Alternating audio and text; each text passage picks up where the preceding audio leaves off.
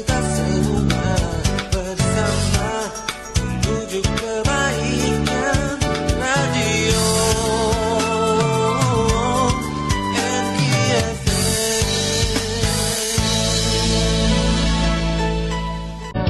bersama menuju kebaikan. Radio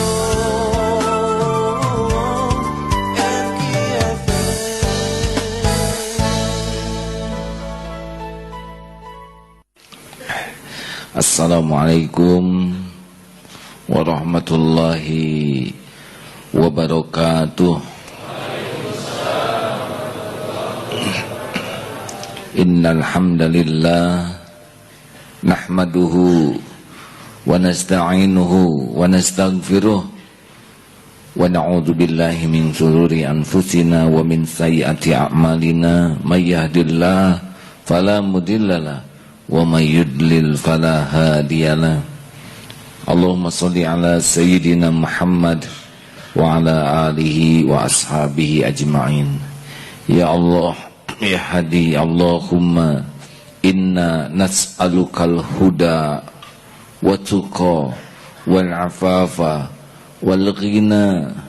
Allahumma nawwir qulubana ya Allah. Allahumma nawwir qulubana ya nur. Allahumma nawwir qulubana binuri hidayatik kama nawatal ardu binuri syamsik abadan abada birahmatika ya arhamar rahimin. Duhai yang maha menatap, cahayai hati kami dengan ma'rifat padamu ya Allah. Jadikan malam ini malam engkau singkap tabir yang menghalangi kami darimu. Engkau buka selapang-lapangnya hati kami untuk mengenalmu. Hanya engkau yang menggenggam hati kami ya Allah. Ya muqallibal qulub, tsabbit qulubana ala dinik. Amin ya Allah ya rabbal alamin.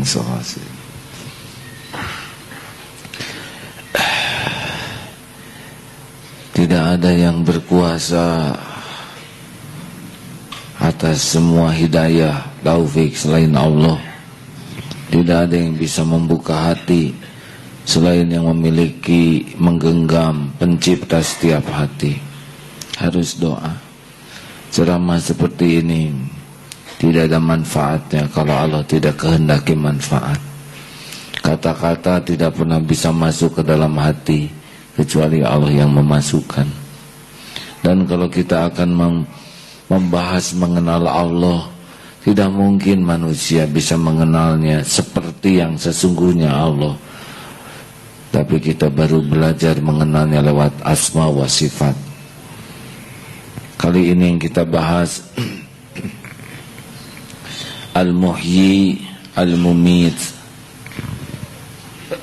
Allah yang maha menghidupkan dan maha mematikan. Muhyi ha dan ya ada dua arti. Satu antonim dari mati, hidup, hai, ha ya, dan yang kedua malu. Kalau al-mumit, mim waw ta mengandung makna hilangnya kekuatan dan potensi sesuatu. Jadi kalau orang sudah kena maut, mati, maka dia hilang potensi hidup. Potensi hidup itu bergerak, mengetahui dan merasa. Jadi kalau orang sudah dimatikan, pasti dia tidak tahu, tidak merasa dan tidak bisa bergerak. Saudaraku sekalian, Al-Muhyi di dalam Al-Quran ditemukan hanya 2 kali. Ar-Rum surat 30 ayat 50 dan Fusilat ayat 39. Allah menghidupkan makhluk sesuka Allah. Kalau untuk orang beriman 3 kali hidupnya, tapi orang yang tidak iman 2 kali dihidupkannya. Kapan saja? Dulu kita belum ada, dihidupkan jadi janin, hidup kita sekarang. Nanti kita dimatikan pada waktu ajal. Sudah itu dikubur, nanti dihidupkan lagi di padang mahsyar. Dan nanti kehidupan yang paling sempurna adalah di akhirat kelak. Surat Al-Ankabut surat 29 ayat 64. Bisa bantu dibacakan? A'udzu billahi minasy syaithanir rajim.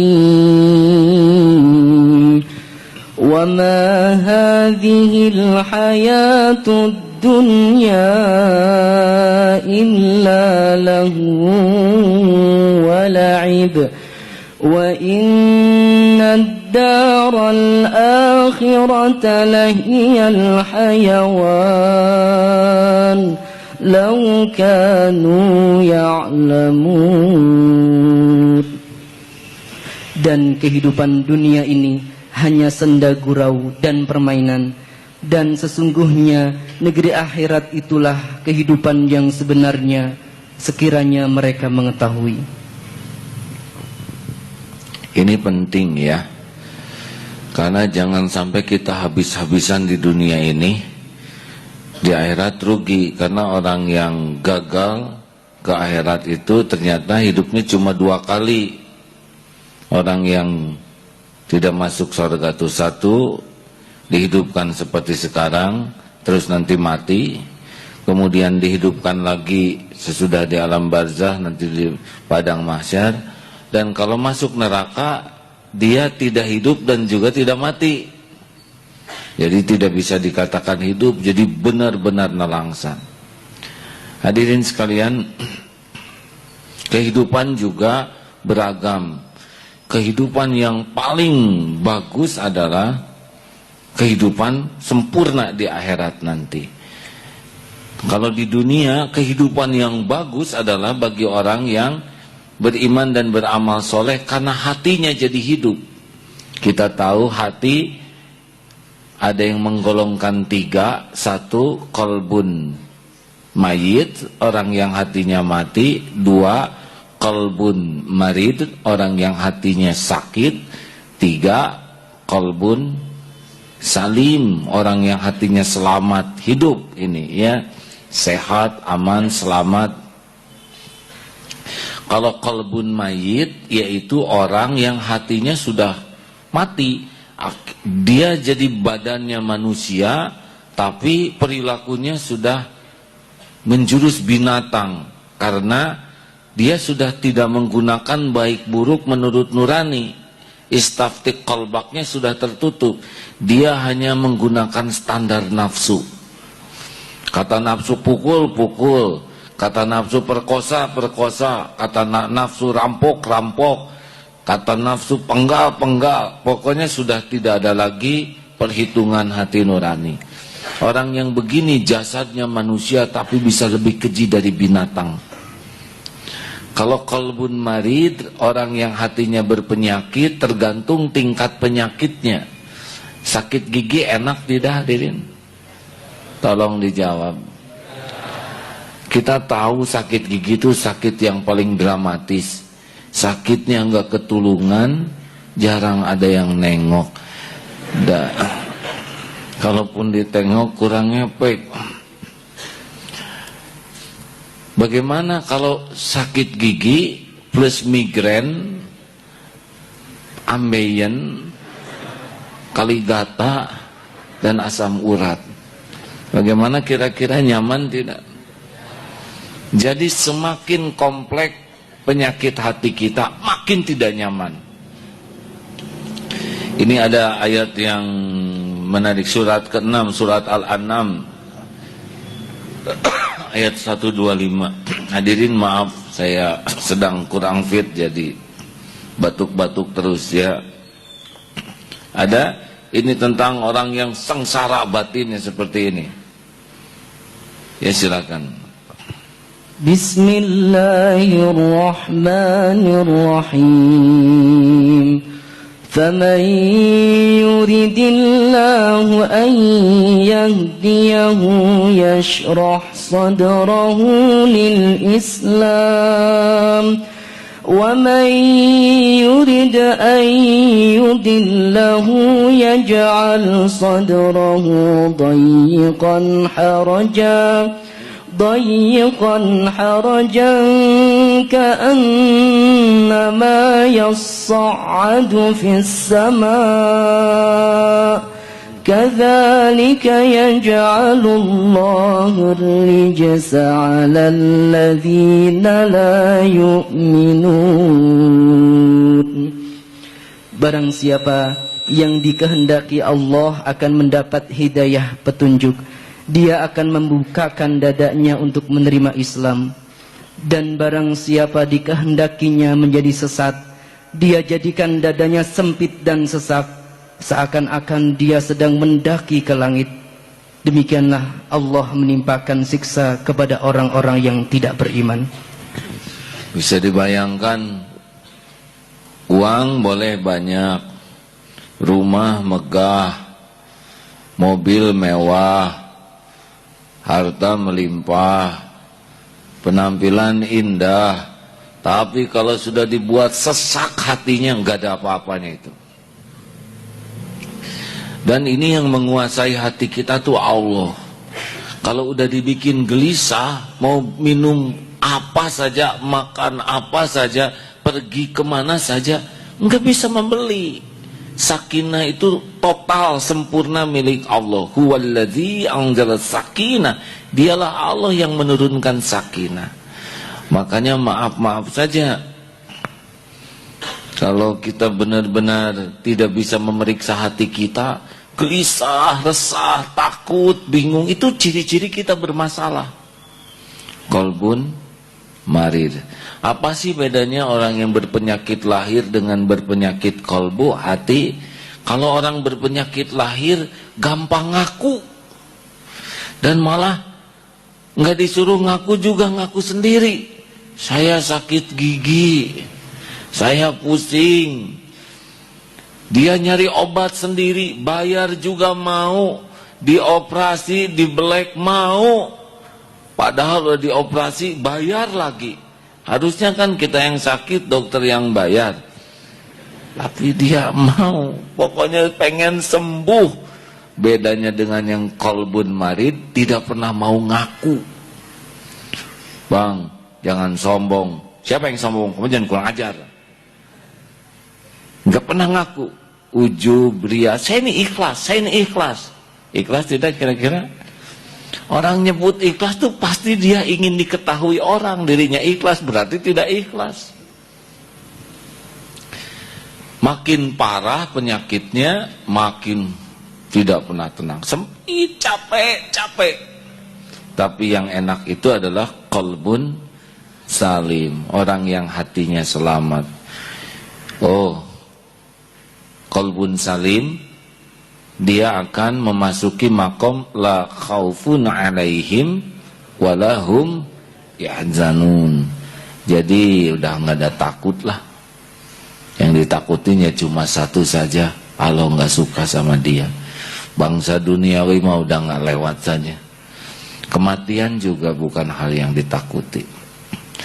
Bangsa mutasi itu bukan mutilasi biasa saja.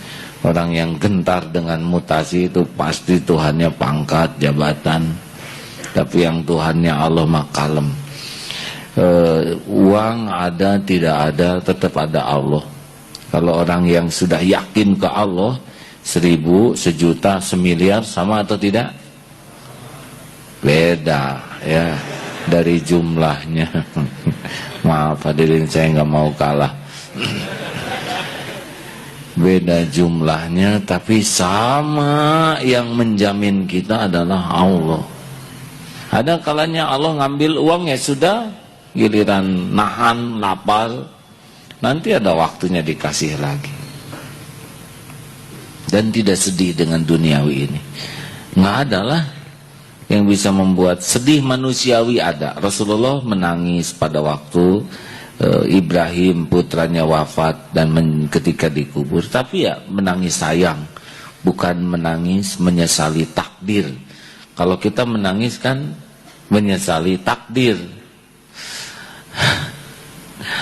Dan nggak usah gitu-gituan, biasa aja nangis mah ya, asal keluar air mata udah cukup. Ya kan? Tidak usah bunyi. Nangis yang bunyi itu lebih cenderung ingin belas kasihan orang. Hadirin, kalau hati semakin sehat, hati yang hidup, nyaman, apapun yang terjadi sama aja. Puji, caci, ada, tiada, dideketin, dijauhin, sama. Karena dia tahu di balik episode-episode yang dijalani ini pasti baik. Pasti ada rahasia Allah di sana. Dan tidak ada perbuatan Allah yang tidak benar, tidak baik, dan tidak indah. Yang membuat nyeleknya di hati itu karena nafsu aja dan duniawi. Kita maunya Allah tuh sesuai dengan keinginan kita, gitu kan? Ya Allah, minggu depan saya ingin lunas hutang, bayarkan, please. Itu ngaco. Ya Allah, saya sudah memasuki kepala 3 tahun terakhir nih. Pokoknya tahun depan saya harus nikah. Nggak bisa enggak ya Allah. Itu nggak bagus. Ya suka-suka Allah aja. Kita mah nggak usah ngatur Allah, karena yang paling tahu segala yang terbaik adalah Allah. Mending ngatur diri. Dan jangan suka ditunggu-tunggu pertolongan Allah tuh. Kalau ditunggu jadi lama. Pernah ngejemput istri ke pasar, lama tidak? Lama ya. Karena ditunggu. Coba kalau pas ngejemput, nunggu murojaah Quran. Udah selesai lagi belanjanya gitu. Padahal waktunya sama. Ditunggu jadi lama, enggak ditunggu jadi cepat. Contoh pagi. Bagi yang nunggu pagi itu lama. Tapi bagi yang tahajud, itu cepat sekali datangnya pagi itu. Malah aduh sudah azan lagi. Rasanya sayang. Udah hilang sepertiga malam terakhir. Padahal paginya sama, tapi beda aktivitasnya. Masya Allah. Baik hadirin, kita sekarang akan bahas tentang kehidupan dunia ini. Ternyata cuman main-main aja kayak gini. Kelantang, kelinting, gak jelas ya. Apa banyak yang gak jelas sama sekali. Sibuk, mati aja. Iya coba, apa yang dibawa? Saudara pernah lihat bagaimana seorang penghormatan kepada sebelum dikubur, hormat senjata, waduh penuh penghormatan.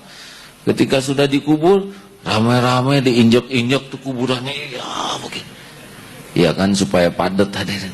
Atuh ngapain dihormatin, terus diinjak-injaknya? Dan bawa apa ke kuburan? Nggak ada yang dibawa. Apa yang punya kelapa sawit perkebunan 5.000 hektar, ada sawit 2 gitu di daerah kepalanya. Nggak. Apa yang punya perusahaan batu bara tumpuk gitu di wajahnya? Tidak. Apa yang kerja di perbankan pakai uang logam di kuburnya? Tidak. Apa yang punya perusahaan semen yang siang malam mikirin semen dicor kuburannya? Tidak. Mati gitu saja sudah. Benar? Harus bagi kita menyadari hidup ini seperti apa. Masih ingat perumpamaan anak kecil ingusan? Ibu minta uang buat apa? Beli petasan. Tidak boleh. Wek, nangis. Guling-gulingan. Kasih oleh ibu. Pergi ke pasar, berkeringat. Udah dapat petasan, gak lihat jalan, kedebut. Untung petasan gak apa-apa. Lutut berdarah, air mata, keringat, darah demi petasan. Tapi ketika mau disulut, abang, bakarin ya. Tunggu dulu bang.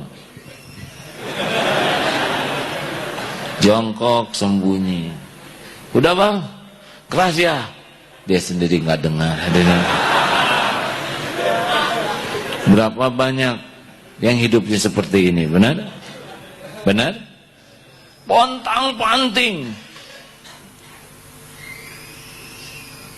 Mungkin saudara pernah menyimak berita-berita di media yang rumahnya banyak. Udah rumahnya banyak, tidak halal, pakai nama orang lain lagi. Terus dia punya apa? Punya emas, batangan, disimpan di Singapura, di dalam peti besi. Dia nggak lihat, nggak megang, nggak ngusap. Punya tanah di Kalimantan, kesana aja nggak nyampe. Dasar greedy, tamak. Ini nih banyaknya pelatihan-pelatihan kaya, kalau nggak hati-hati jadi tamak. Perlukah kita jadi orang kaya? Tidak. Ya hanya buat gitu karena udah nyobain katanya. Bukan itu. Kaya itu nggak jelas. Harusnya bagaimana hidup ini? Cukup.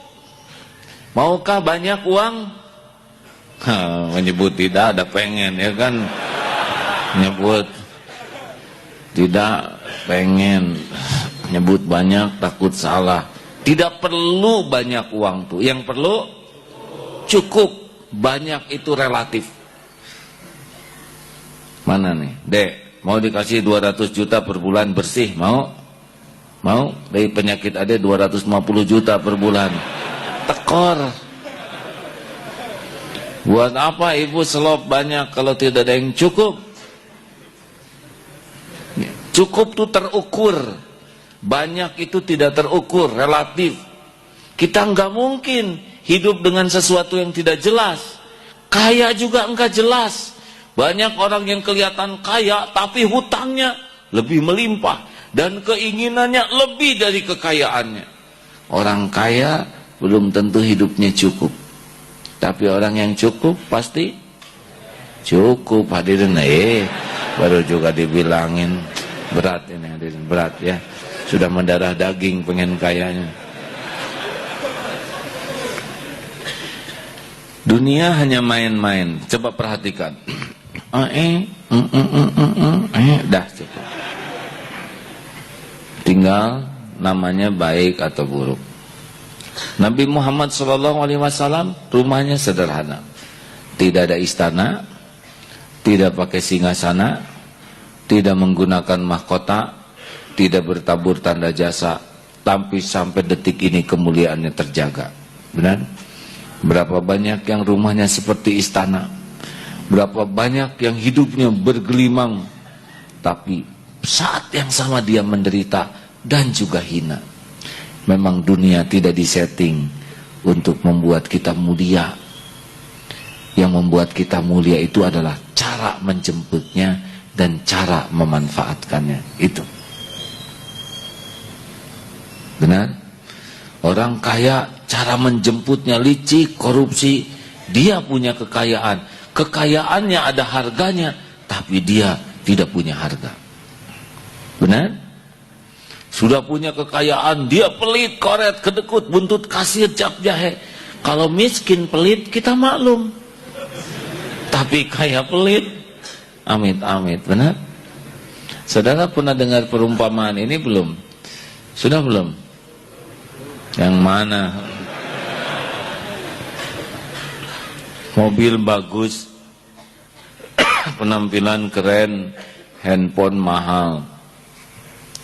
Pergi ke tukang duku, naik mobil. Bibi, apa kabar? How are you today? Bahasa Inggris. Berapa harga duku sekarang, Bi? Biasa Den, 8.000. Oh, mahal amat. 2.000 ya. 2.000, nawarnya kejauhan. Coba dulu ya, Bi. Ini kurang manis. Ini agak segar. Den, udah habis 6 nih, maaf. Jadi belinya yang bener aja Bi harganya. Udah deh buat Aden mah modal aja 5.500. Begitulah ya. Jadi pedagang harus bijaksana. Jadi berapa kilo Den? Setengah. Bayar. Thank you Bi. See you later, okay? Bagaimana perasaan saudaraan? Senang atau enek? Kan? Bangga atau sebel? Mobil dia bagus, nggak ngepek, nggak ngepek. Handphone dia keren, nggak ngepek. Jasnya mahal, nggak ngepek. Jamnya jutaan, nggak ngepek, nggak akan ngepek. Karena kemuliaan tidak lekat kepada ketamakan. Ada seorang santri jalan, ya begitulah, belum punya motor. Berapa? 8.000. Punten sekilo beli. Ini yang agak hitam ini yang kemarin. Iya, isinya kan masih bagus, masih. Udah itu aja lah. Nggak apa-apa daripada busuk kan, kalau isinya juga sama enaknya. Bayar 10.000. Ini kembaliannya, udah nggak usah buat nambah bekal anaknya. Dinoakan sing berkah ya jualannya. Nuhun, assalamualaikum, jalan. Gimana perasaan saudara? Senang? Dia nggak pakai motor, nggak pakai mobil, baju kokonya juga agak lepet, nggak apa-apa. Setiap hati sudah disetting oleh Allah senang kepada kebaikan, senang kepada orang berbuat baik, walaupun kebaikan dia nggak langsung kena kepada kita, kita senang. Cerita yang barusan itu adalah menunjukkan bahwa duniawi ini sehebat apapun gak ada artinya kalau pribadinya tidak sehat hatinya. Benar? Makanya tidak usah beli mobil Ferrari, saudara. Satu, gak kebeli ya. Yang kedua, boros bensin. Yang ketiga, susah parkir. Makin mahal, makin bagus, makin keren, makin nyiksa. Benar? Dah lah, naik ojek aja. Teruskan, Ustaz Tony, boleh dibacakan berapa lama hidup di dunia ini?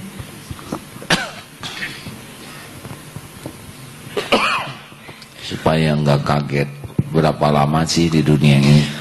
Allah Subhanahu wa taala berfirman di dalam surat Al-Mu'minun, surat ke-23 ayat yang ke-112 dan 113. Qala kam labithtum fil ardi adada sinin. Allah Subhanahu wa taala berfirman, berapa tahunkah lamanya engkau tinggal di bumi ini? Qalu labithna yawman aw ba'da yawm fas'alil 'adin. Maka mereka menjawab, ya Allah, kami tinggal di bumi sehari atau setengah hari. Maka tanyakanlah kepada mereka yang menghitung. Jadi satu hari di akhirat itu sama dengan 1000 tahun di bumi. Jadi kalau kita umur 60 tahunan, kira-kira berapa jam akhirat? 1,5 jam, sebentar. Tapi pertaruhannya di akhirat kekal, benar. Terlalu bodoh kita ini kalau main-main di dunia ini. Mati, kita pasti mati. Rahasia kematian itu 3. 1, waktu. 2, tempat. 3, cara. Walikulli ummatin ajal. Fa idza jaa ajaluhum la yastakhiruna sa'atan wala yastaqdimun. Ini sudah beres nih ajalnya nih.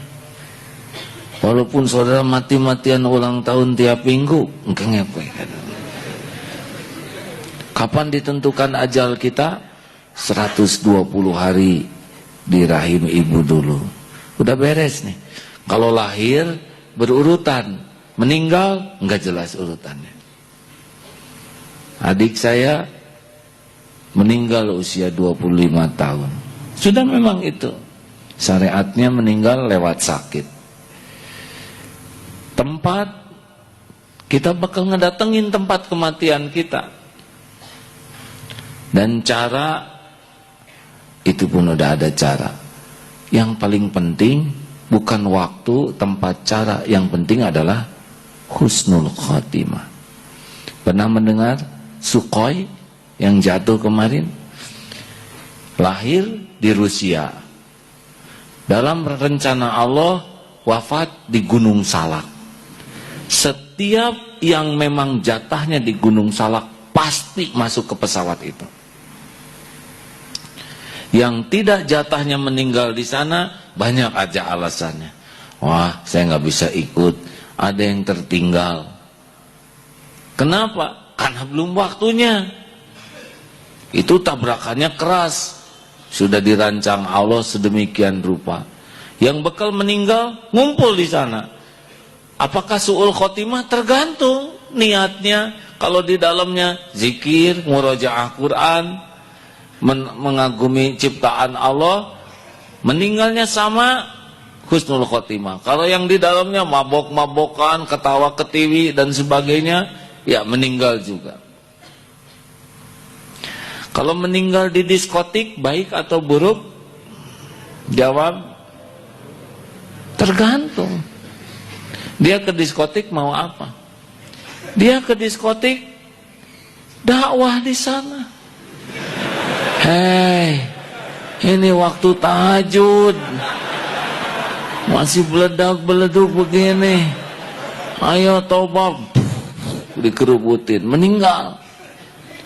Husnul khotimah tidak? Meninggal di masjid tengah malam, sedang begini posisinya tuh.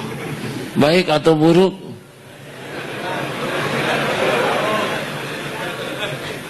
Ini tengah malam nih, lagi sepi-sepinya. Tergantung dia lagi apa. Dia lagi ngambil jam, lalu kursinya preset, jamnya ninggang kepalanya, jadi dia meninggal nyungsep begitu. Posisi si nyungsep, malam lagi, tapi karena niatnya maling, na'udzubillah, su'ul khotimah. Pernah lihat YouTube? Aduh, senang lihat seorang ulama sedang ceramah begini. Kalau boleh saya juga mau. Sedang ceramah, batuk, wafat, aduh indah, meninggal, sedang ceramah. Coba saudara lihat di YouTube, dia ada ulama mau sedang dakwah, karena dakwah itu adalah perkataan terbaik, ngajak orang ke Allah. Masya Allah. Bunuh diri kalau belum waktunya susah. Ada yang tidur di kereta api, walaupun roda kereta api segitu kerasnya, tetap aja nggak mati karena salah relnya. Ya, dia berbaring sini keretanya. Kata orang, najunaun cair ante. Loncat ke sumur, tidak survei dulu, ya, dangkal naik lagi. Sudahlah, nggak usah bunuh diri ya, nanti juga mati sendiri insya Allah. Rekan-rekan sekalian, apa hikmahnya Allah merahasiakan kematian? Supaya kita siap setiap saat. Sehingga Rasulullah SAW pun bersabda,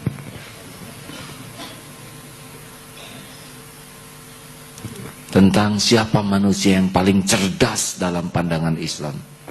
Ya, silakan Ustaz. Bismillahirrahmanirrahim. Rasulullah sallallahu alaihi wasallam, beliau ditanya oleh beberapa orang sahabat, "Ya Rasulullah, siapakah orang yang paling cerdas di antara kami?" Maka Rasulullah sallallahu alaihi wasallam menjawab, "Aktsaruhum lil mauti dzikra wa ahsanuhum lima ba'dahu isti'dadan, ulaika humul aqyas." Rasulullah menjawab, orang yang paling cerdas di antara kalian adalah mereka yang paling banyak mengingat mati dan yang paling sungguh-sungguh mempersiapkan bekal untuk kehidupan setelah kematian itu. Mereka itulah orang-orang yang cerdas. Cerdas, karena kita pasti mati. Siapa yang gak mati? Ini kenyataan yang sangat tidak bisa dibantah. Kita pasti mati. Hanya orang-orang yang super dungu yang tidak mempercayai kematian. Padahal fakta. Dan jelas sekali orang yang mati itu nggak bawa apa-apa. Jelas, ini nggak perlu pakai akal yang terlalu dalam. Nggak bisa lari dari kematian. Makanya orang yang cerdas tuh dan tahu mati itu nggak bisa diprediksi. Makanya orang yang cerdas bukan yang gelarnya tinggi, banyak. Kalau dia nggak ingat mati dan tidak mempersiapkan diri untuk menghadapi kematian dan kehidupan yang akan datang, tidak termasuk cerdas. Walaupun bisa disebut summa cum laude di kampusnya, tapi nggak ingat tentang bekal kematian, nggak lah. Itu baru cerdas-cerdas duniawi saja. Benar? Kita hormati yang pintar menurut kampus, tetapi tidak cukup untuk disebut cerdas dalam pandangan Islam. Hadirin, ingat mati bukan horor. Harus biasakan di rumah tuh ngobrol kematian. Tidak ada salahnya kita meniru sebagian ulama, kain kafan disiapkan, batu nisan boleh di kamar. Saya sendiri tidak punya ya. Ada horor juga deh. Tidak perlu menyiapkan keranda di ruang, tidak ya. Yang wajar-wajar saja. Tapi ngobrol kematian harus siap, karena ada yang yakin tahun depan masih hidup, acungkan tangan. Ada yang yakin minggu depan masih hidup, cung. Dek, Bapak gimana? Ada yang yakin besok masih hidup, cung. Ayo lagi gini mas sadar. Gak ada jaminan besok masih hidup, benar. Berapa banyak yang malam ini tidur dan besok sudah tidak lagi bangun. Kita boleh memikirkan cita-cita dunia, tapi ingat ini ada di sini nih, ada kematian yang bakal memutuskan cita-cita dunia kita. Makanya setinggi apapun cita-cita harus dibarengi dengan ingat mati. Benar kan? Apakah nyawa tertukar? Tidak. Enggak, misalkan kita nauzubillah, ada banjir, yang bakal mati ya yang udah jadwalnya aja. Yang enggak mah ya selamat, ada dikasih jalan oleh Allah selamat. Apakah sakit bisa menyebabkan mati? Halo? Apakah sakit bisa menyebabkan mati? Bisa enggak. Mati itu cuma satu sebabnya, waktunya habis. Ada yang lewat sakit, ada yang lewat terbunuh, ada yang bisa lewat baso, ya. Baso bola tenis ketelen. Nah, ada yang hanya masalah karang, ya, karang tapi mengakibatkan kematian. Jadi preman ada karang dipencet, dia marah, meninggal. Banyak jalan hadirin. Ya, saya dengar ada pilot yang tiap naik pesawat selalu berwudu. Saya harus siap, jangan-jangan takdir saya di jalan. Tapi Allah punya rencana lain. Beliau meninggal ketabrak angkot lagi nyebrang. Ya, asal dalam kebaikan nggak apa-apa. Bagaimana perang? Apakah menyebabkan kematian? Ya, yang sudah waktunya mati. Sering diceritakan. Tertembak, teng, dia gembira. Ketembak helmnya. Nih lihat, pas dibuka, teng, yang kedua datang. Sebetulnya yang kedua itu jatah dia. Tapi kehalangan, maka peluru pertama itu ya membuka jalan lah ya. Karena bakal beneran hari ini bukan main-main. Dan nggak ada yang ketuker nyawa mah. Yang harus mati, yang nggak waktunya enggak. Itu terdakwa yang dihukum mati, saudara dengar, hakimnya sudah duluan meninggal itu. Saudara terdakwa dihukum mati, Masih hidup terdakwanya, hakimnya atosan. Sesuai jadwal. Hadirin, siaplah setiap saat, ya. Jangan menunda-nunda amal. Jangan menunda sholat. Siapa tahu waktu masuk sholat kita tunda-tunda, yang datang malaikat maut, mati dalam keadaan belum sholat. Jangan menunda haji yang sudah mampu, mati dalam keadaan tidak haji padahal dia sudah dimampukan oleh Allah, bisa tidak mati dalam Islam. Yang hutang-hutang saum, terserah mau dibayar di dunia atau bayar di akhirat. Bayar. Zakat jangan ditunda-tunda, keburu mati. Ayo, jangan suka menunda amal. Yang kedua, supaya kita siap mati, usahakan jangan sampai berbuat maksiat. Yang mau berbuat, jangan menunda tobat. Nanti ajalah lebaran mau minta maaf, padahal dia malam takbiran dijemputnya, nggak bisa lari. Bikin salah, tobat, minta maaf. Bikin kesalahan, tobat. Itu ya, kalau boleh saya memberikan anjuran. Ini ada nggak yang nonton para koruptor ya, ingat mati ya. Itu barang-barang yang dikorupsinya juga nggak kepake kan. Rumah nggak kepake, villa juga enggak, tanah sugan guling-guling di sana enggak, kebun duren nggak dimakan, nggak asam urat. Ayolah mending ngaku aja ya. Kepada masyarakat Indonesia, saya mengakui telah melakukan perbuatan tercela. Wartawan kumpulkan, saya sadar bahwa hidup saya belum tentu lama. Kalaupun lolos dari hukuman dunia, saya tidak akan lolos dari hukuman akhirat. Saya ngaku, saya sudah melakukan perbuatan keji terhadap negeri ini. Saya siap dihukum dengan seadil-adilnya. Silakan diambil hasil korupsi saya, dan saya juga nggak make. Yang make malah orang lain. Persis kayak ceramah Agim, kayak anak kecil itu. Saya mending dihukum saja. Bapak bagaimana dihukum di penjara? Nggak apa-apa, saya mau tebus 4 tahun, 5 tahun, nggak apa-apa, saya mau ngapalin Quran aja di sana. Mau hartanya diambil, ambil aja lah. Biar anak-anaknya gimana, dia udah punya rezeki masing-masing. Biar dia dapat rezeki yang halal. Pak Hakim jangan ragu-ragu, mau hukum aja lah ya. Daripada saya di akhirat dihukum nggak bisa lepas, mendingan di dunia tuntas. Gimana perasaan saudaraan? Kita cenderung menjadi simpati dan memaafkan, bukan membenarkan korupsinya, tapi kita yaudah deh, lebih memaafkan, benar, daripada bersilat lidah dan dia tidak pernah menikmati apapun. Ayo yang punya salah ngaku, tobat, pulangin, periksa ke rumah. Itu buku-buku siapa? Ibu-ibu, piring, gelas, pulangin. Yang masuk hotel anduknya diambil, pulangin. Gosok itu. Mau kena masjid dari 2 losin tinggal 7. Mana yang lain, pulangin. Kopiah periksa. Siapa nama di kopiah itu? Teddy. Kan namanya Samsul. Kenapa?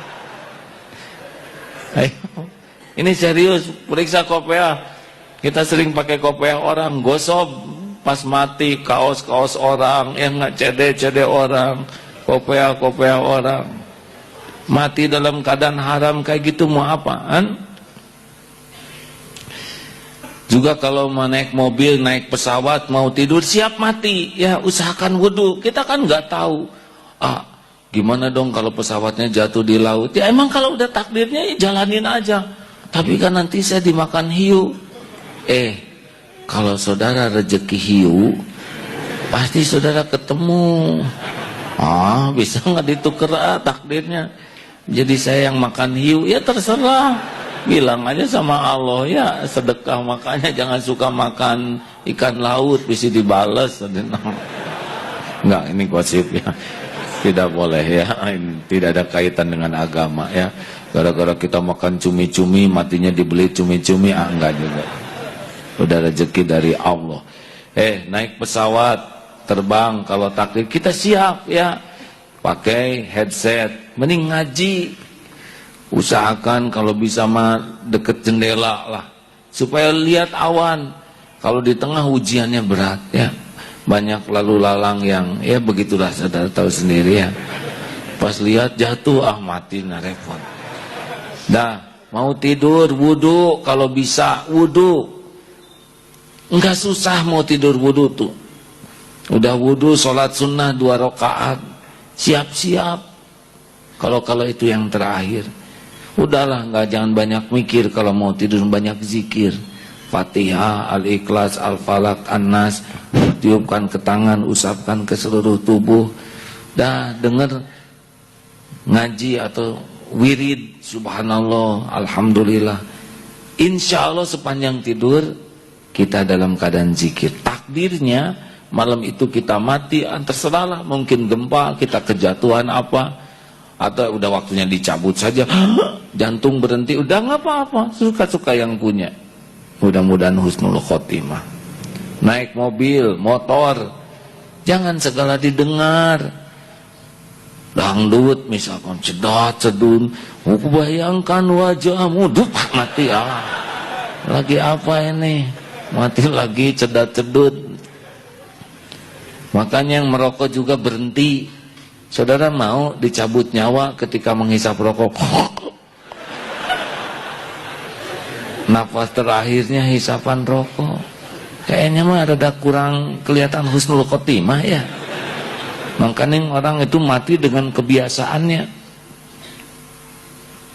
Kalau orang yang biasa wirid dan Allah pasti tahu, boleh jadi matinya pas saat dicabut nyawanya sedang wirid. Orang yang senang sujud, dicabut nyawanya sedang sujud. Orang yang sedang murojaah Quran, pas wafatnya nyebut nama Allah. Tapi yang ngomong yang ngelantur, kasar, kotor, boleh jadi pas mati hanya itu yang disebutkan. Nauzubillah min dzalik. Mau kemana? Pasti mati kita ini. Hati-hati, jangan dekat-dekat tempat maksiat. Siapa tahu mati di sana. Punten, dulu suatu saat pernah diundang ke Jerman, lalu diajak oleh teman lihat daerah merah. Aduh, tegang sekali. Kata teman, kenapa? Oke. Ya saya takut mati di sini. Kan tidak bonafit. Telah wafat Ustadz Abdullah Gimnastia di daerah merah. Walaupun gak ngapa-ngapain, tapi kan ada suul khotimah kayaknya. Kecuali kalau benar-benar lagi dakwah, Allah pun akan menjaga nama kita. Hati-hati yang pacaran ya. Sudah sering kita dengar orang pacaran di mobil, kemudian asap knalpotnya masuk, mati dua-duanya dalam keadaan zina. Ke hotel, tetap dikejar oleh malaikat. Gohan. Dan kalau mati begitu aib, benar? Kenapa saudara ditegang begini? Cara yang paling bagus ingat mati. Makanya hei istri, kalau suami pergi, lambaikan kain kafan gitu ya, supaya dia sadar. Nggak usah sapu tangan, kurang efek.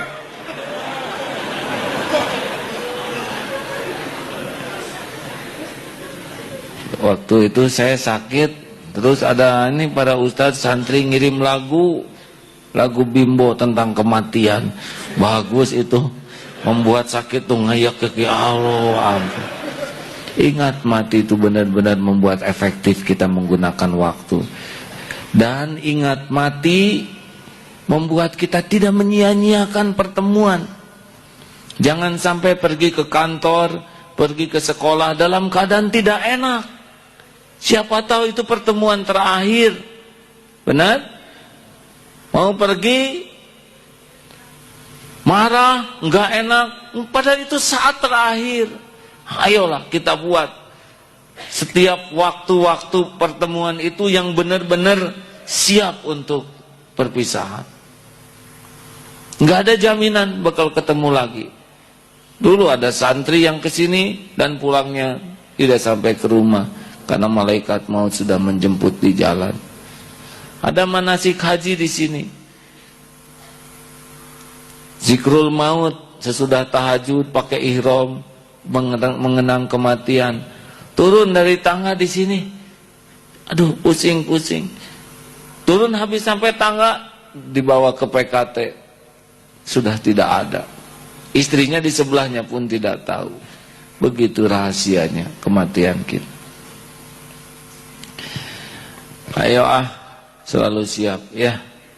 Naik motor, naik mobil, udah dengar apa? Mending Quran aja sambil ngapalin. Benar? Siapa tahu kita meninggal. Pernah ada seorang ibu, ini cerita di Arab. Anaknya remaja tabrakan. Waduh, ibu ini gelisah. Gelisahnya bukan karena tidak nerima kematian, ingin tahu pas saat mati anaknya sedang mendengarkan apa.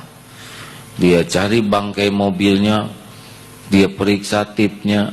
Ketika dibunyikan, berlinanglah air mata karena ternyata sedang mendengarkan Al-Quran. Alhamdulillah. Hadirin sekalian, hati-hati yang pacaran-pacaran. Neng, ada siapa? Ada Allah, Kang. Kalau kita teng. Biasa tuh bobogohan. Ajal malaikat maut, Kang. Ayo mau ganjeng santri dete mah hese. Selalu ingat kematian. Salah. Terima kasih kawan. Ada yang mau ditambahkan Ustaz Doni? Bismillahirrahmanirrahim. Dari Ibnu Mas'ud radhiyallahu taala anhu, dia berkata, khatan Nabi sallallahu alaihi wasallam khatan murabba'an wa khatan fil wasati kharijan minhu wa khututan sigharan ila hadzal ladzi fil wasat min janibihi alladzi fil wasat faqala hadzal insan wa hadza ajaluhu muhitan bihi aw qad ahata bihi wa hadha alladhi huwa kharijun amaluhu wa hadhihi al-khatat as-sighar al-a'rad fa in akhta'ahu hadha nahashahu hadha wa in akhta'ahu hadha nahashahu hadha. Rawahu al-Bukhari. Dari Ibnu Mas'ud radhiyallahu taala anhu, beliau berkata, Nabi yang mulia sallallahu alaihi wasallam pernah menggaris beberapa garis dalam bentuk persegi 4, lalu membuat garis lurus di tengahnya sampai keluar dari kotak itu. Kemudian beliau membuat garis-garis kecil mengarah kepada garis yang di tengah. Dimulai dari garis tepi yang ada di tengah. Kemudian beliau sallallahu alaihi wasallam bersabda, ini adalah manusia, sedang ini adalah ajalnya. Senantiasa mengepungnya atau telah mengepungnya, dan yang keluar ini adalah angan-angannya, dan garis-garis kecil ini adalah rintangannya. Jika garis rintangan itu luput tidak mengenainya, maka garis ini yang akan menerkamnya.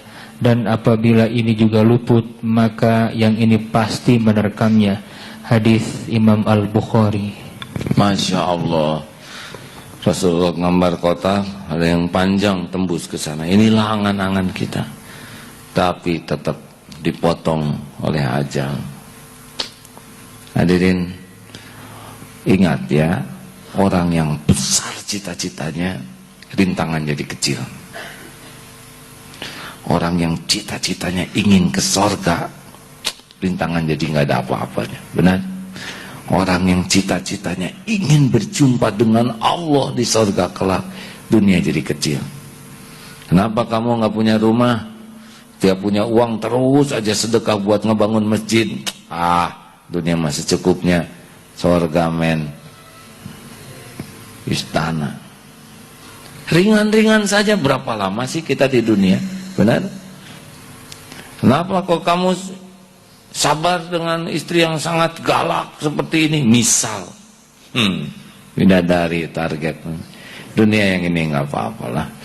Tiap dia marah, dosa saya berguguran, pahala dikasihin ke saya, nggak apa-apalah. bidadari. Jangan gitu-gitu amat tadi nih. Pasti lain si eta di surga. Enggak boleh ya. Tidak baik memanfaatkan kemarahan orang untuk kita mah ingin yang pemarah jadi baik. Ke surga lah sama-sama ya. Dah luas ini surga. Nah teman-teman sekalian, bagi yang selalu mikir kehidupan yang asli itu akhirat ya, dunia pasti mati, semua pasti ditinggalkan sebentar, belum tentu panjang umur. Ngejar akhirat, dan orang yang ngejar akhirat pasti dunianya nunduk. Barang siapa yang akhirat tujuannya, dunia akan ikut. Kayak ngejar matahari, bayang-bayang ikut. Jangan takut, pasti ikut, nggak akan kemana-mana. Tapi yang dunia tujuannya, saya akan bacakan Ustadz Fuad. Orang yang dunia tujuannya ada 3 yang akan terjadi. Tapi yang akhirat tujuannya 3 pula yang terjadi. Bisa kita siapkan. Ini menarik sekali. Jadi kalau orang pikirannya akhirat, dunia itu bekal optimum, bagus prestasinya. Dan takdir buat kita tuh nggak ada yang bisa nyuri. Kalau kita disukai Allah, Allah menetapkan sesuatu untuk kita, nggak ada yang bisa ngerebut, nggak ada yang bisa menggeser, nggak ada yang bisa menghambat, nggak ada yang bisa mempercepat. Apa yang untuk kita pasti kejadian. Nah orang yang cinta akhirat, dunianya akan dibuat bertekuk lutut meladeni. Biasanya ada, tapi ngedadak begini. Tenang Ustaz ya, seperti biasa saja.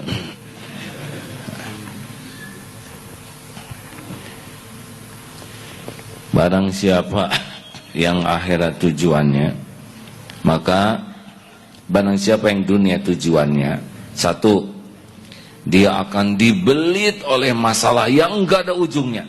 Jadi apapun yang dia miliki itu enggak ternikmati. Punya mobil mahal, di dalam mobil itu udah disuruh tanda tangan. Ngambek kita mending naik sepeda aja. Rumah megah, enggak bisa tidur. Punya hotel. Pokoknya orang yang cinta dunia tuh pasti hidupnya tuh dibelit masalah yang enggak ada ujungnya. Yang kedua, akan ditaruh nih di sininya oleh Allah, di pelupuk matanya, selalu takut miskin. Saya ingat ceramah Pak Zainuddin dulu, kalau orang udah kemaruk seperti monyet, ambil pisang, ada lagi pisang, ambil ini, ada lagi ambil pakai kakinya, ada lagi ambil, jadi dia udah susah berdiri. Ada lagi pisang, diiketin ke ekornya, ada dia nggak menikmati apapun. Demikianlah orang-orang yang cinta dunia, takut miskin, makanya terus ngambil. Dan yang ketiga, dia tidak akan mendapatkan kecuali apa yang ditetapkan Allah saja. Tapi kalau orang cinta akhirat, ada? Baik, ini dalil lengkapnya ya.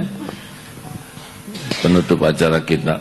Bismillahirrahmanirrahim. An Zaid ibn Thabit radhiyallahu anhu qala, sami'tu Rasulullah sallallahu alaihi wasallam yaqul, man kanatid dunya hammuhu farraqallahu alaihi amrahu wa ja'ala faqrahu baina aynayhi wa lam ya'tihi minad dunya illa ma kutiba lahu wa man kanatil akhiratu niyyatahu jama'allahu lahu amrahu wa ja'ala ghinahu fi qalbihi wa atathu dunya wa hiya raghimah. Rawahu Ibnu Majah. Dari Zaid bin Thabit, semoga Allah ridha atasnya, beliau berkata, aku pernah mendengar Rasulullah sallallahu alaihi wasallam bersabda, barang siapa yang menjadikan dunia sebagai tujuannya, maka Allah akan memberikan kekhawatiran, kecemasan kepadanya dalam segala urusannya, dan Allah meletakkan rasa takut akan kefakiran di hadapan matanya. Padahal ia tidak menerima dunia itu kecuali apa yang telah ditetapkan baginya. Dan barang siapa menjadikan akhirat sebagai niatnya atau tujuannya, maka Allah akan menjadikan kemudahan dalam segala urusannya, dan Allah akan meletakkan rasa kaya atau cukup dalam hatinya, dan dunia datang padanya dengan kehinaan. Hadis Ibnu Majah. Dengar nih ya, kalau kita duniawi saja, satu, bekal enggak pernah tenang, dibelit semua urusan jadi masalah, adanya jadi masalah, enggak adanya apalagi. Capek, ini pasti capek dan enggak menikmati dunia yang ada. Mau hartanya, mau rumah, mau mobil, mau tabungan, enggak. Yang ada tuh capek. Yang kedua adalah dia akan kemaruk, akan selalu takut miskin, sehingga terus mikirin yang enggak ada, ngumpul-ngumpul, dan itu meletihkan. Tiga, padahal apa yang dia dapatkan udah memang jatah dia, tapi dia nggak dapat ketenangan, nggak dapat kemuliaan.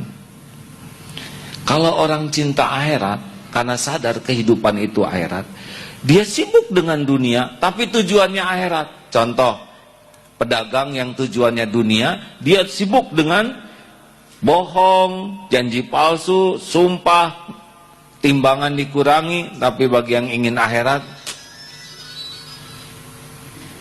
enggak apa-apa, udah biasa ya, tenang Pak. Jangan diduduki Pak, biasa ya. Terus sampai di mana barusan? Kan? Satu, urusannya tuh beres. Oleh Allah tuh diatur aja, ada aja kita mau usaha, ada yang nitip modal, ngasih modalnya juga dengan enak. Kemudian ini nggak ada ahlinya, tiba-tiba ada yang lebih profesional, orang keuangan, saya udah bosan kerja di sana, pengen gabung, ahli teknologinya ada, pembelinya didatangkan. Jadi si rezeki itu nyaman, di sininya tuh nggak bikin capek. Makanya kalau bisnis yang berkah tuh nggak pakai capek hati, walaupun badan capek. Yang kedua, nggak pernah merasa miskin, cukup aja. Dan Allah tuh kalau mau ngasih itu, apa yang diinginkan dia adalah apa yang akan Allah kasih. Ketemu nggak? Ketemu. Kalau orang kurang dekat dengan Allah, bisa menginginkan yang nggak ada takdirnya, pasti nggak ketemu, sampai ngejongkeng juga. Tapi kalau Allah mau ngasih ke kita, yang enak diilhamkan. Misalkan ada motor macam-macam, motor baru, saya pengen yang ini aja, karena itu yang bakal dikasihin. Yang baru nggak pengen, ya tiba-tiba berapa harganya? 12 juta, saya cuman punya 8 juta, lain kali. Kata yang punya motor, nggak apa-apa, pakai aja, saya mah seneng, dah hanya ada 8 juta, nggak apa-apa. Allahu Akbar, ini yang saya inginkan. Nah, syukurnya itu lebih nikmat daripada motornya. Udah ingin, uang nggak ada, motor datang, dipilih oleh Allah, dibalikan hati si yang jualnya itu, ya. Jadi senang, udah pakai aja Ustaz, tapi saya punya 8 juta, udah pakai aja 8 jutanya juga. Oh, motor dapat, pengen ya kayak gitu ya. Dan yang ketiga adalah dunia itu akan datang merunduk, jadi dimudahkan aja. Karena semua lalu lintas rezeki Allah yang ngatur. Nggak pakai promosi juga, pada daftar, pada datang, enak lah. Masya Allah. Jadi dunia mah nggak usah pakai capek hati, ya. Lempeng, lurus, profesional, tapi nggak pakai licik, ya.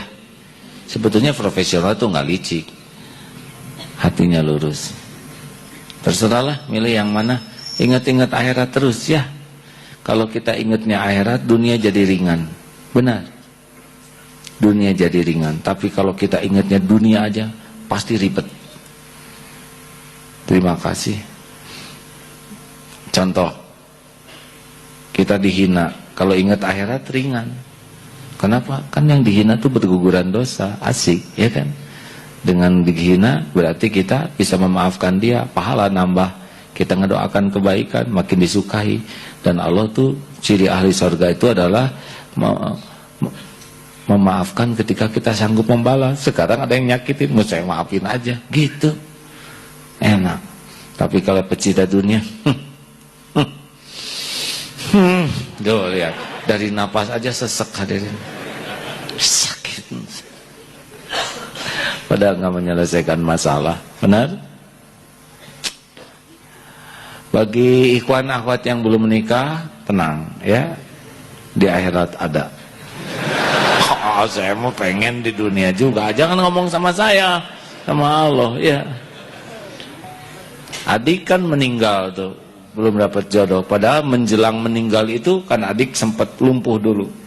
Ada 2 tuh akhwat yang mau jadi istrinya, benar. Tapi keburu meninggal. Ya mudah-mudahan nanti ketemu jodohnya di sorga. Ya, pilihannya memang harus ke sorga. Karena kalau di neraka tidak hidup, tidak mati. Nauzubillah.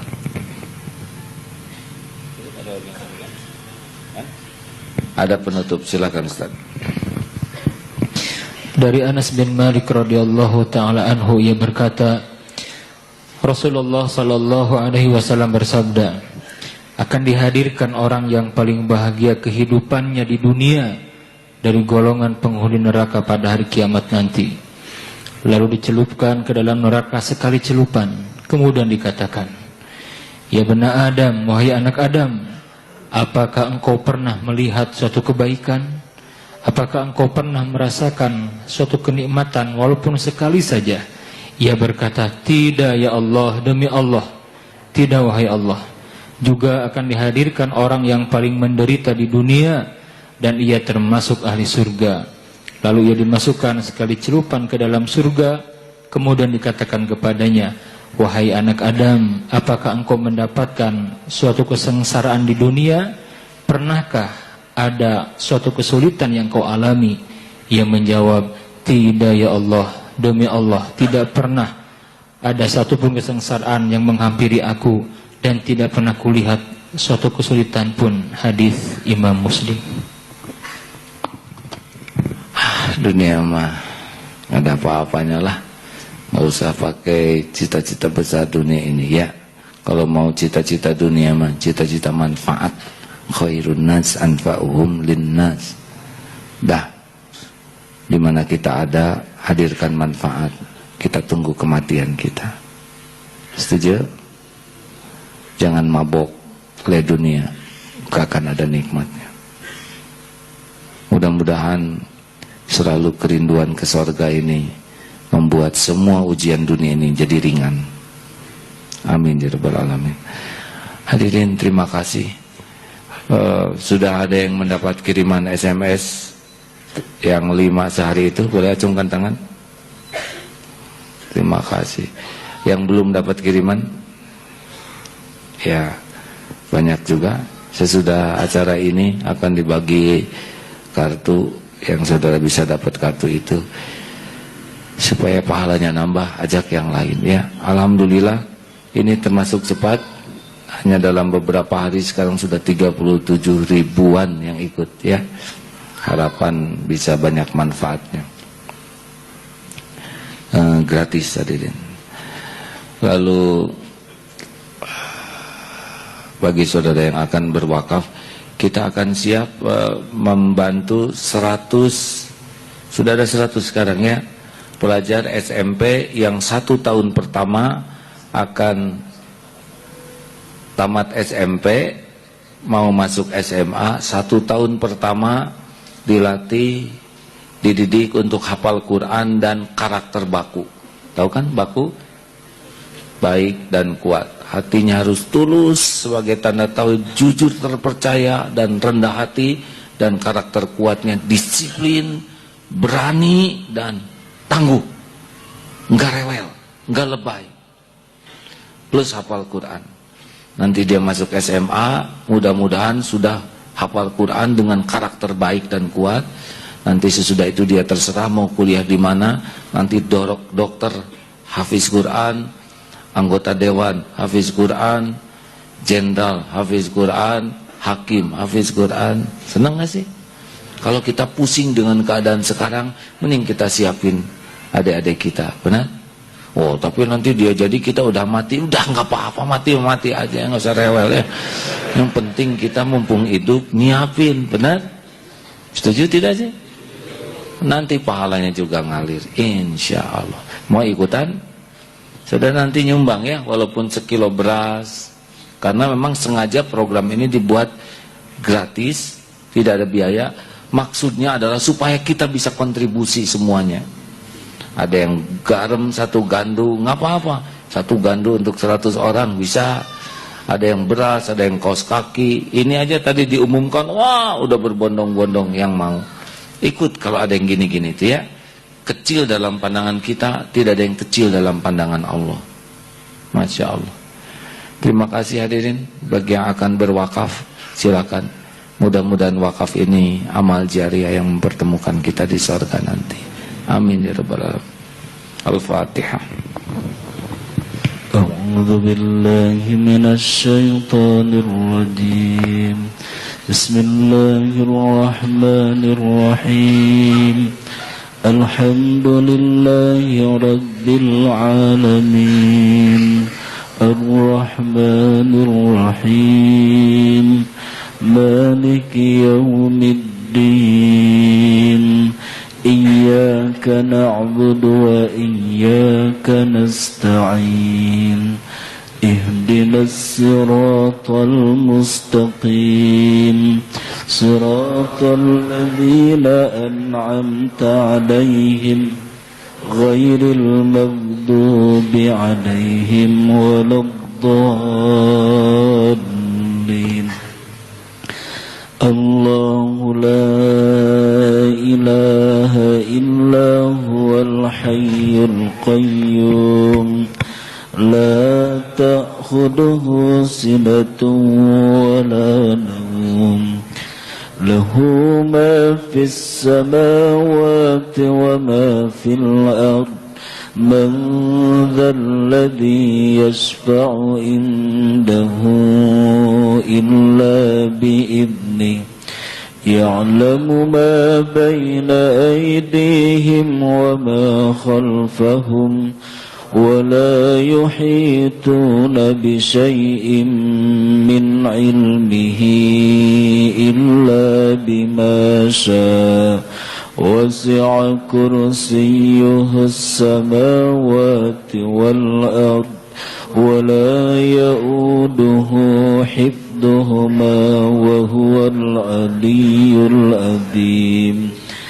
بسم الله الرحمن الرحيم قل هو الله أحد الله الصمد لم يلد ولم يولد ولم يكن له كفوا أحد بسم الله الرحمن الرحيم قل أعوذ برب الفلق من شر ما خلق ومن شر غاسق إذا وقب ومن شر النفاثات في العقد ومن شر حاسد إذا حسد بسم الله الرحمن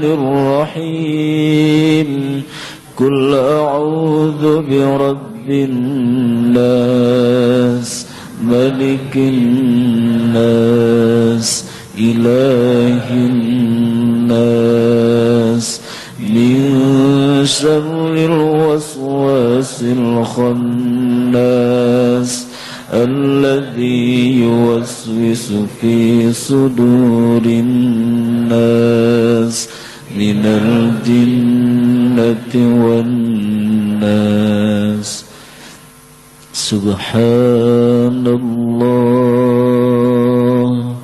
والحمد لله ولا إله إلا الله والله أكبر سبحان الله والحمد لله ولا إله إلا الله والله أكبر لا حول ولا قوة إلا بالله العلي العظيم اللهم صل على سيدنا محمد وعلى آل سيدنا محمد كما صليت على إبراهيم وعلى آل إبراهيم في العالمين إنك حميد مجيد. Hadirin, Allah yang Maha Agung, yang menciptakan kita, yang mengurus kita siang dan malam, menyaksikan segala-galanya. Hari demi hari, semakin dekat dengan saat akhir hayat kita. Mungkin ada di antara kita yang masih berpuluh tahun, mungkin ada di antara kita yang bilangan beberapa tahun, mungkin juga beberapa bulan lagi, atau beberapa hari lagi, atau mungkin inilah hari terakhir kita.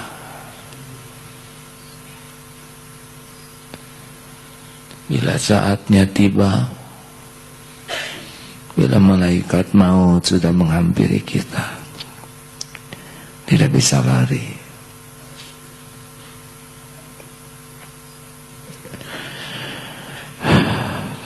Mudah-mudahan bila malaikat maut sudah ada di hadapan kita, kita benar-benar sudah siap. Dosa sudah diampuni semuanya, aib dihapus. Mudah-mudahan saat ajal tiba, kita sudah berusaha sekuat tenaga memuliakan, membahagiakan orang tua kita.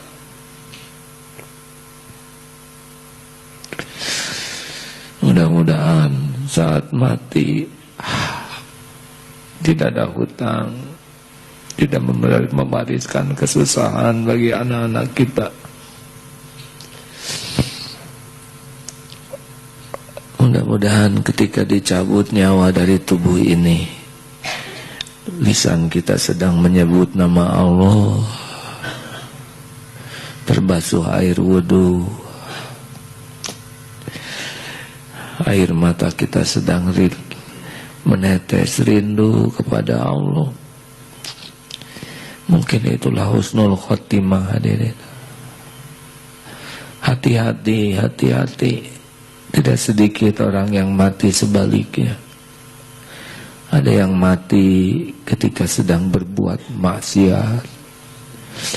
Ada yang mati dengan harta haram di sekujur tubuhnya, di setiap sudut rumahnya. Ada yang mati ketika durhaka, dikutuk oleh ibu bapak. Ada yang mati ketika dilaknat oleh orang-orang karena keburukannya. Nauzubillahi min dzalik. Hadirin, kenanglah kalau tubuh ini sudah tidak hidup lagi. Kenanglah kalau tubuh ini sudah terbaring kaku. Mungkin dibaringkan tubuh kita ini di ruang tamu.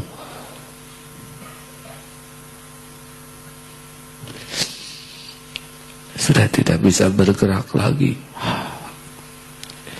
Kalau sudah mati, kalau kita sudah mati, kening ini tidak akan lagi bersujud. Kalau sudah mati, tidak ada lagi nikmatnya tahajud, tidak lagi bisa sholat berjamaah, berlama-lama sujud. Kalau sudah mati, tidak ada lagi sholat. Mata tidak lagi bisa menikmati Al-Quran. Mulut sudah terkatup. Mulut kita tidak lagi bisa menyebut nama Allah. Tidak ada lagi syahdunya zikir. Tidak ada lagi syahdunya munajat. Kalau sudah mati, tangan ini kaku, tidak lagi bisa bersedekah, menolong orang, membelai anak. Tidak lagi akan memangku anak kita. Kalau sudah mati, kaki ini tidak lagi melangkah ke masjid seperti ini. Mudah-mudahan Ada orang-orang yang ikhlas, yang mau mengurus jasad kita. Dibersihkan dengan penuh ketulusan. Masya Allah, kita sudah tidak bisa membersihkan diri ini. Dikafani dengan kafan yang halal. Masya Allah. Mudah-mudahan ada orang yang mau menyolatkan kita dengan tulus. Anak bisa jadi imam.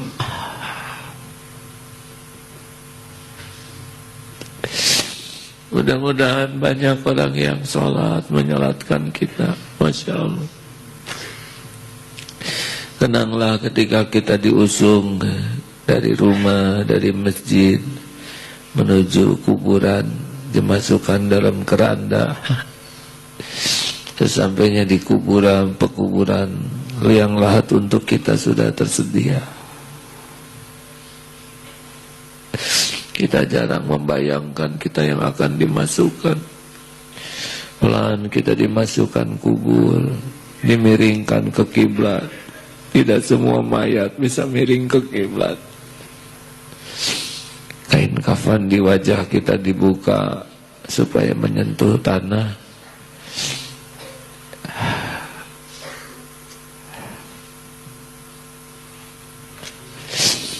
Papan di sekitar kita mulai dipasang sendiri, gelap.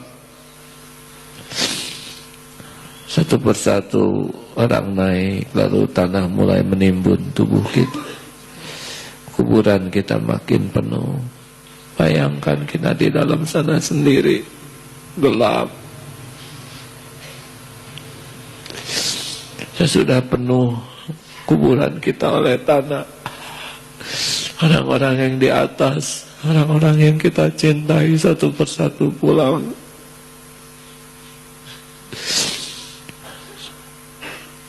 Satu persatu orang yang kita sayangi meninggalkan kuburan kita. Tidak lama kuburan kita akan sepi. Tinggallah sendiri kita di liang lahat. Demi Allah, malaikat kubur pasti datang. Kita sudah harus siap mempertanggungjawabkan semuanya. Semuanya. Entah seperti apa kubur kita. Dengan dosa sebanyak ini, sholat tidak pernah khusyuk, ngaji tidak bisa, maksiat, dosa begitu banyak, sedekah hanya sedikit, orang tua durhaka, orang-orang kita sakiti.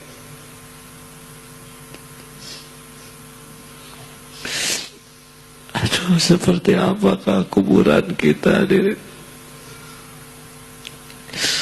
Allahumma salli wa sallim wa barik ala Sayyidina Muhammad wa ala alihi wa ashabihi ajma'in. Allahumma inna nas'aluka taubatan nasuha ya Allah. Allahumma inna nas'aluka taubatan nasuha wa taubatan qoblal maut ya Allah, wa taubatan qoblal maut, taubatan qoblal maut, wa rahmatan indal maut, wa maghfiratan ba'dal maut. Allahumma hawin alaina fi sakaratil maut. Allahumma inna nas'aluka husnal khatimah wa na'udzubika min su'il khatimah wa na'udzubika min azabil qabri ya Allah, wa na'udzubika min fitnatin nar. Allahumma inna nas'aluka ridhaka wal jannah wa na'udzubika min sakhatika wan nar. Ya Allah, jadikan saat ini saat ampunan bagi semua dosa kami, sebusuk apapun, kelam apapun. Ampuni dosa yang tidak sengaja, juga ampuni dosa yang sengaja kami lakukan ya Allah. Ampuni dosa yang sembunyi-sembunyi. Ampuni dosa yang terang-terangan. Ampuni dosa yang berulang-ulang, ya Allah. Padahal kami tahu itu dosa. Ya Allah, Rabbana Allahumma ja'alna minat tawabin, waj'alna minal mutatahirin, waj'alna min ibadikas salihin. Ya Allah, jadikan saat ini saat mustajab doa, ya Allah. Kabulkan doa kami, wahai yang maha menatap, yang maha baik. Amin ya hayyu ya qayyum bi rahmatika nastaghits. Hadirin doalah masing-masing, amin. Pasti Allah mendengarkan, hadirin, amin. Doalah, hadirin. Kita tidak tahu seperti apa sisa umur kita tanpa pertolongan Allah.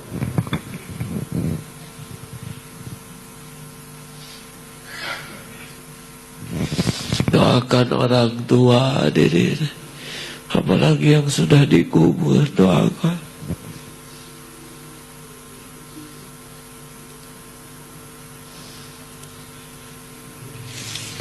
Doakan guru-guru kita.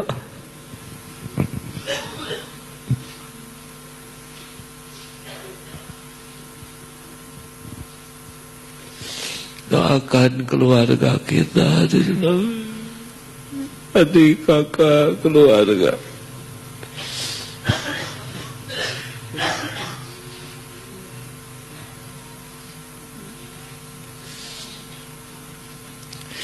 Amin ya Allah, amin ya Allah. Doakan saudara-saudara kita yang teraniaya, ya Allah, di Palestina, di Myanmar.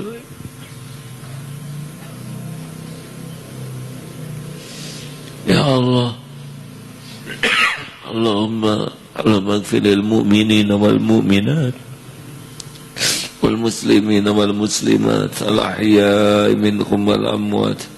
Allahumma a'izzal islam wal muslimin, Allahumma ansur mujahidin. Rabbana atina fid dunya hasanah wa fil akhirati hasanah wa qina adzabannar. Wa adkhilna jannata ma'al abrar, ya Allah, ya Aziz, ya Ghaffar, ya Rabbal Alamin. Subhana rabbika rabbil izzati amma yasifun, wa salamun alal mursalin, walhamdulillah. Alhamdulillah, hadirin. Masya Allah. Mudah-mudahan kita lebih siap. Jangan sia-siakan waktu, berbekalah untuk pulang ke akhirat nanti. Insya Allah dunia akan dicukupi. Doa akhir majlis, subhanakallahumma wa bihamdika asyhadu an la ilaha illa anta astaghfiruka wa atubu ilaik. Assalamualaikum hadirin. Assalamualaikum warahmatullahi wabarakatuh.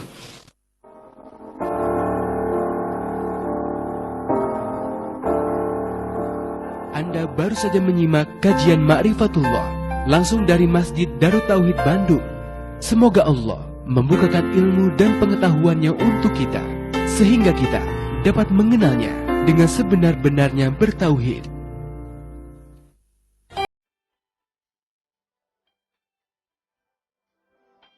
MKFM, Inspirasi Keluarga Indonesia.